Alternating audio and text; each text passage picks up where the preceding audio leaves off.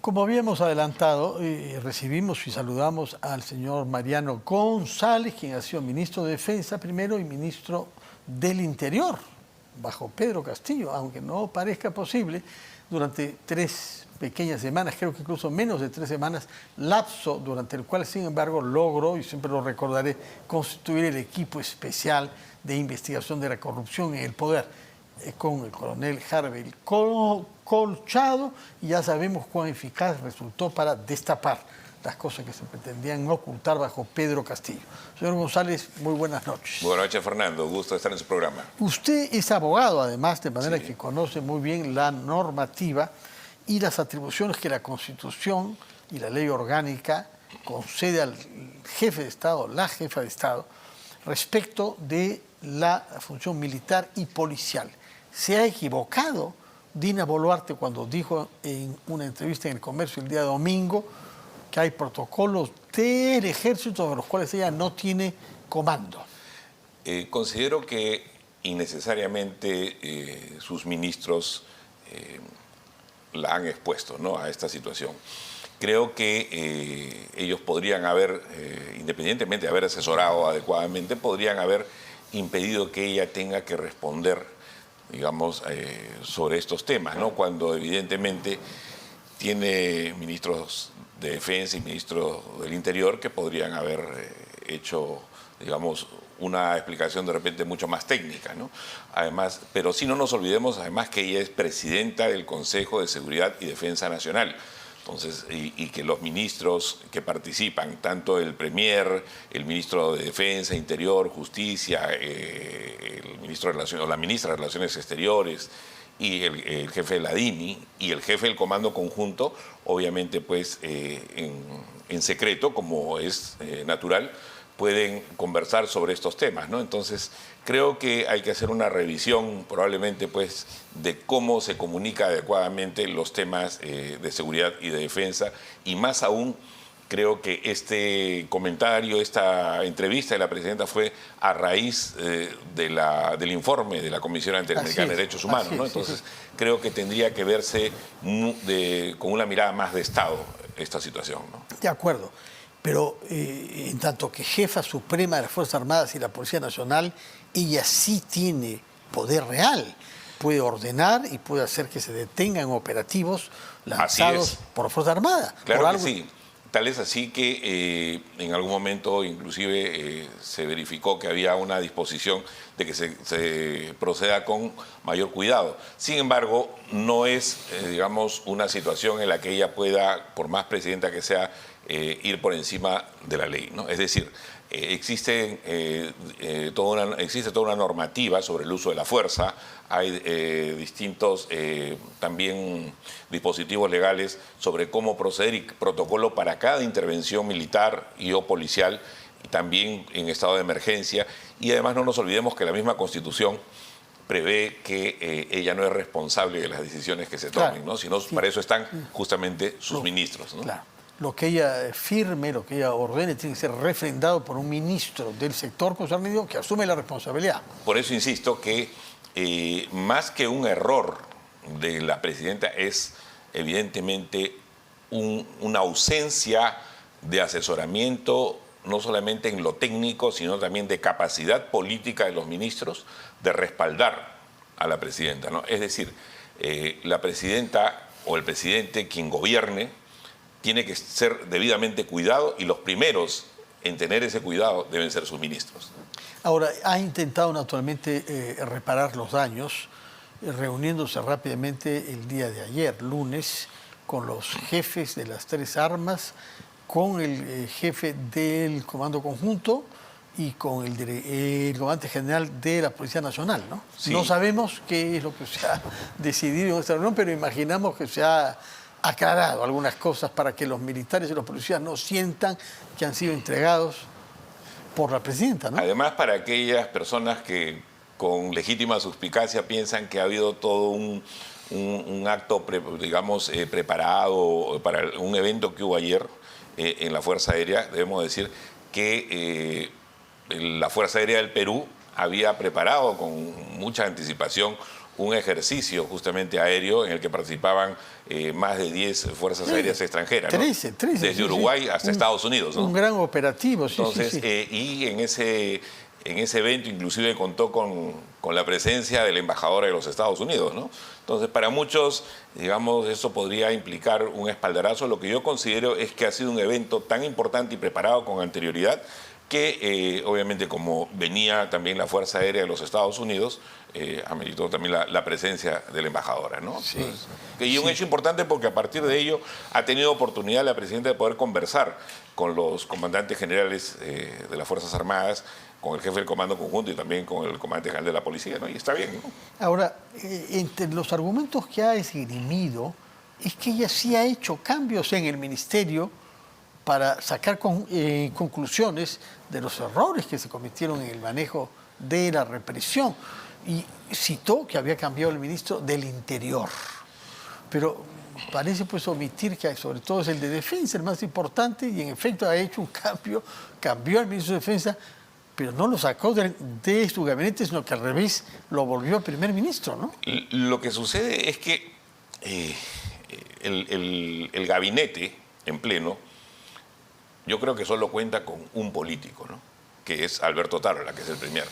Todos los demás ministros técnicos muy respetados, en su mayoría personas con mucha capacidad técnica. Un poco pero, silenciosos algunos, sí, ¿no? Obviamente, porque tienen una dificultad que es natural, son técnicos o tecnócratas en algunos casos, de trabajar políticamente en un ambiente tan crispado y además de crisis permanente, ¿no? Entonces, en un ambiente de crisis permanente lo que se requiere es un gabinete eminentemente político y obviamente con presencia técnica, digamos, en los viceministerios, en las direcciones, pero a la cabeza debería haber en cada ministerio pues alguien que tenga, creo yo, un peso propio, ¿no? Tal es así que considero que el gabinete se va agotando, ¿no? Se va agotando en sí, ¿no? Se va agotando, sí. Y no hay, sin embargo, perspectivas de cambio. No sabemos si quizás para el 28 de julio, como es tradicional, porque hay cuestionamientos, además, específicos a varios ministros, ¿no? Lo que sucede es que el informe de la Corte Interamericana nos deja varias lecciones, ¿no? Independientemente que hayan observaciones no solamente de índole técnica en el mismo informe, que haya cuestionamientos legítimos de uno y de otro lado, pero nos dejan algunas enseñanzas, ¿no? De que cuando contextualiza, vemos pues que evidentemente hay un ambiente de crisis permanente en la política, ¿no? Y probablemente una crisis de gobernabilidad que si no se hace algo importante podría llevarnos inclusive hasta la anarquía, porque reconoce que cada quien, me refiero al Congreso, al Ejecutivo y otras entidades autónomas, hacen su trabajo, algunos bien, otros a medias y otros no lo hacen. En ese sentido, creo que el gobierno lo que debería hacer es escuchar con atención, leer con atención y todo lo que le sea aplicable, de acuerdo a la normativa nacional, poder tomar en cuenta. Y lo que no, obviamente, no tiene obligación de tomar en cuenta. Lo que está diciendo la Corte es investigue Estado peruano adecuadamente para que no tenga problemas en el futuro. Y yo creo que, diciéndolo coloquialmente, no hay que picarse, ¿no? Y cada quien asumir de la mejor manera. Pero creo que se vienen momentos más complicados que las consecuencias del informe, ¿no?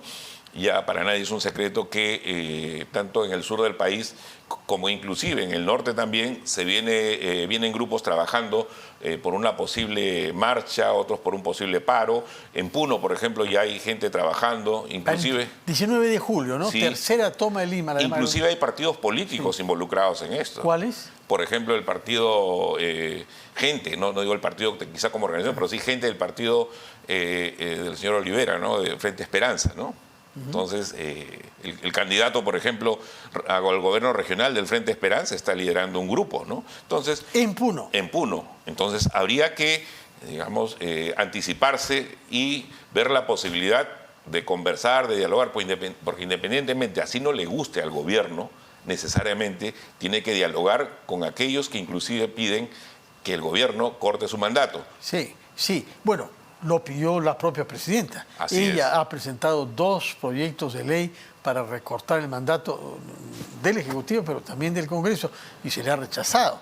Y el Congreso dice que no puede hacer nada hasta la legislatura próxima, es decir, en julio, en donde eventualmente se podrá adelantar para abril del próximo año. Es que la mejor manera de conseguir la gobernabilidad en el país es teniendo obviamente una mano firme en la defensa del Estado de Derecho, en la defensa de la democracia, pero también la otra para extender a los opositores e invitarlos al diálogo y conversar. ¿Se puede hacer eso? Claro que se puede hacer, y desde el poder se debe hacer eso. Pero la verdad es que del lado puneño hay pocas autoridades dispuestas a dialogar con autoridades de este gobierno. Es claramente el caso del gobernador regional Sonco, ¿no? Es el único que no ha participado en la reunión que tuvo la presidenta con los gobernadores regionales del país. Claro. No quiso asistir por la presencia de la señora Boluarte y del primer ministro Tarola. Pero justamente el arte de la política debe hacer que las cosas sean posibles, ¿no? Y yo creo que hay que hacer un esfuerzo.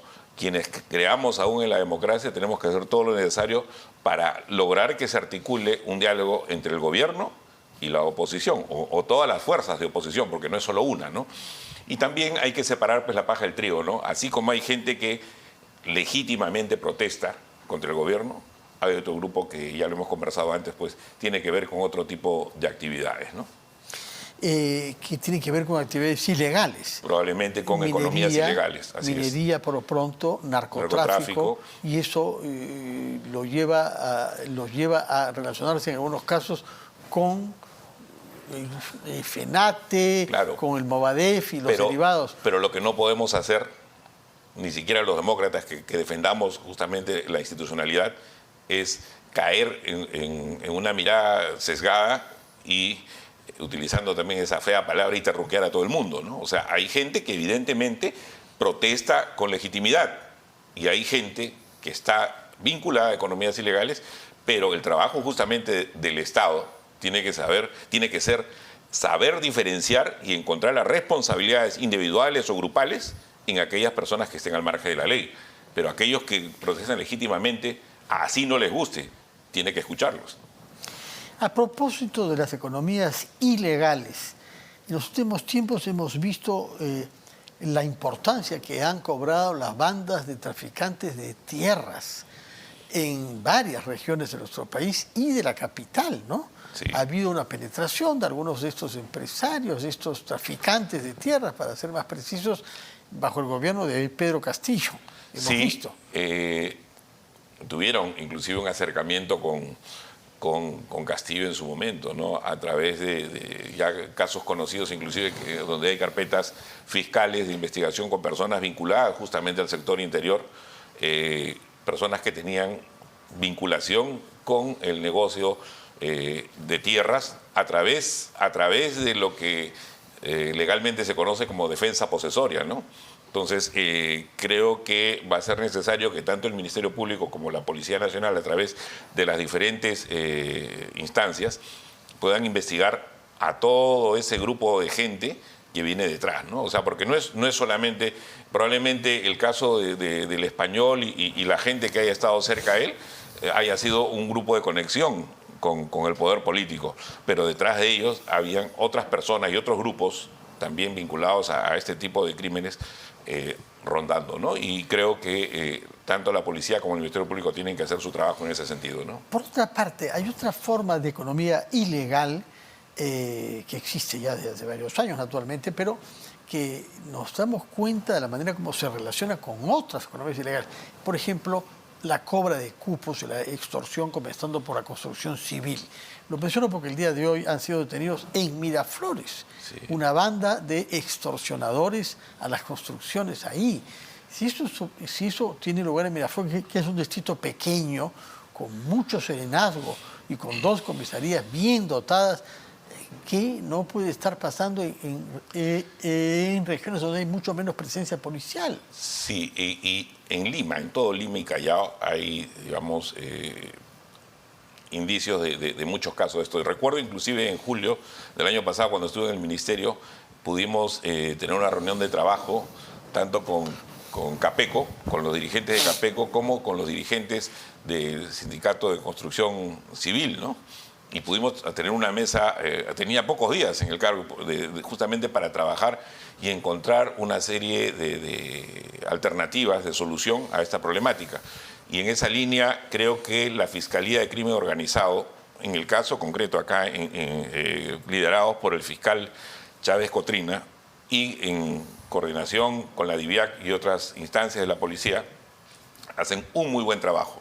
Tal es así que en julio del año pasado se intervino probablemente a una de las bandas más grandes en el Callao, que tenía que ver justamente con conexiones en todos los distritos de Lima, ¿no? Entonces, pero quien hace eso, quien extorsiona así, está vinculado con los sicarios y en consecuencia está vinculado con el narcotráfico. Es que y estamos ante una delincuencia organizada de varios rostros, ¿no? el ciudadano y la ciudadana, digamos, del Perú puede a veces pensar que el narcotráfico no le toca directamente, ¿no? Pero eso no es así. Debemos empezar a entender que el narcotráfico, lamentablemente, en nuestro país envilece el mercado del crimen. ¿Por qué? Porque genera que delincuentes a muy temprana edad incursionen en trabajos de seguridad y empiecen a trabajar, digamos, dentro de la extorsión, en obras de construcción civil, empiecen a trabajar en el ámbito del sicariato y otros actos delictivos más, ¿no? Entonces, sí necesariamente uno de los grandes enemigos, no solamente de la economía, sino del Estado peruano, es sin duda el narcotráfico, ¿no? Ahora, usted tiene la particularidad de haber sido a la vez ministro de Defensa, hace ya 5, 6 o 7 años, y ministro del Interior el año pasado. O sea, conoce los dos sectores claves donde hay el uso legal de las armas y de la fuerza. ¿Cómo ha seguido la polémica que ha habido sobre lo que hay que hacer para mejorar la seguridad ciudadana, que ha llevado hasta propuestas las más extremas a que la Fuerza Armada salga a las calles? ¿Cuál es su opinión? ¿Dónde está el núcleo de lo que hay que hacer? Es un problema complejo. Sin embargo, lo sostengo con claridad, que el problema de la inseguridad no es solo un problema represivo y un problema que tenga que ver solamente con el sector interior o pedir hipotéticamente el apoyo del sector defensa y las Fuerzas Armadas. Creo que el problema de la inseguridad es un problema multisectorial, ¿no? Tal es así que con todos los defectos que puede haber tenido el gobierno de Castillo, en junio del año pasado, producto justamente de diagnósticos anteriores y de análisis de los técnicos durante mucho tiempo, se pudo aprobar una política pública de seguridad ciudadana multisectorial. Es decir, que el criterio que se tuvo es que para poder solucionar el problema de la inseguridad se requiere que el Estado en su conjunto y también en todos los niveles de gobierno participe.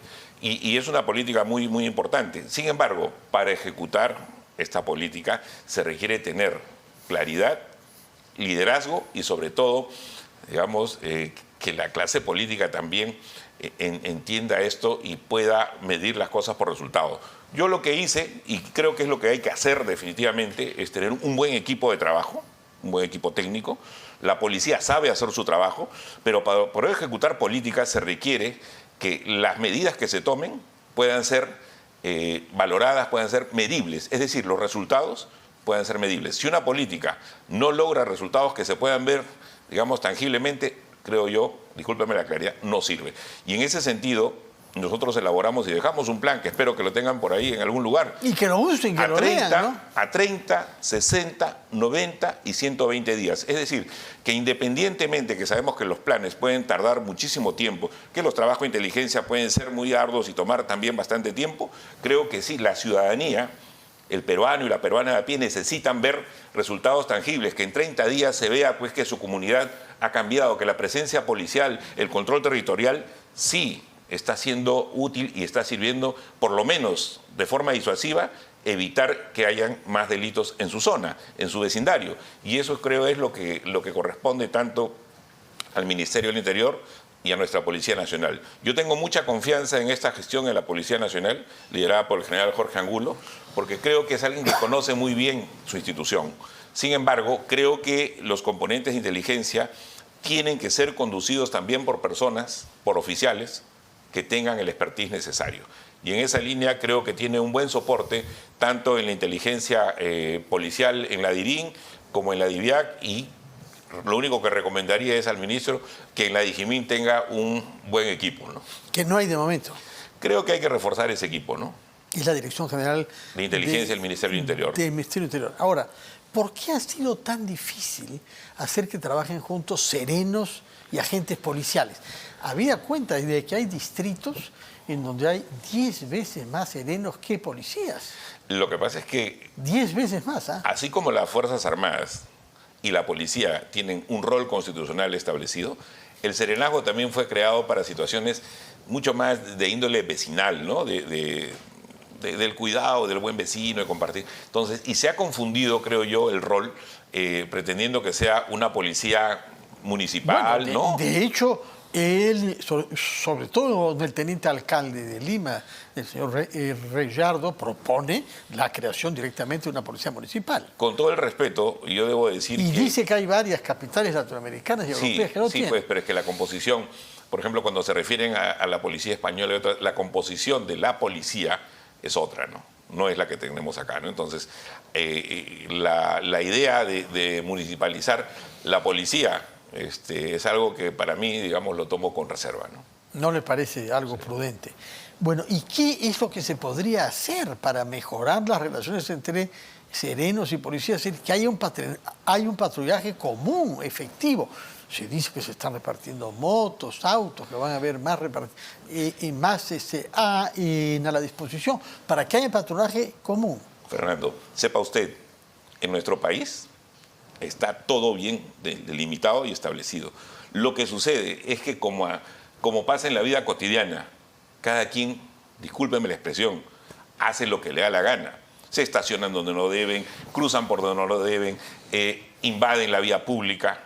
Igual en la función pública, lamentablemente, hay mucho funcionario, inclusive elegido, que no conoce sus funciones y no respeta al resto, ¿no? Entonces, lo que hay que hacer, lo primero que tiene que hacer el Estado a través de todos sus niveles es que el sistema funcione para todos. Y para ello, las leyes están establecidas, la Constitución, las normas, los reglamentos, y lo que hay que hacer es que el sistema funcione. Pero nuestro sistema, lamentablemente, no está funcionando por una situación tan lamentable que es un desorden generalizado. Y si esto sigue así, nos puede llevar inclusive a una sensación de anarquía, ¿no? Señor González, muchas gracias por su presencia acá y por recordarnos cosas de base. Vamos a hablar después, cuando usted se vaya, sobre la expresión concreta de ese desorden que usted menciona, que es el transporte urbano, porque parece que estamos haciendo una contrarreforma en ese campo. Muchas gracias por su presencia acá y por sus explicaciones. Hemos podido hablar desde temas constitucionales que tienen que ver con la jefa del Estado hasta temas municipales sobre el rol de los serenos. Muchas gracias, Fernando. Muchas gracias y muy buenas noches. Hacemos una pausa y retomamos después inmediatamente las cosas como son.